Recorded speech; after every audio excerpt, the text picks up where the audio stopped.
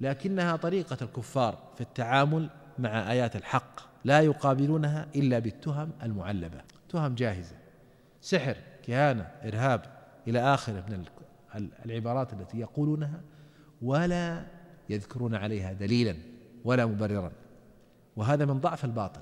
الباطل ضعيف في الحجة، ليست عنده حجة ولا يستند إلى حجة، ولذلك عندما تأتي آيات الحق شاهدة يقابلونها بمدافع الدعاوى والتهم التي دائما يقابلون بها الحق في كل زمان. هؤلاء رجعيون، هؤلاء متخلفون، هؤلاء، حتى إنهم يعيرون أهل الحق بما يمدحون به، مثل ما قالوا في حق لوط: أخرجوا آل لوط من قريتكم.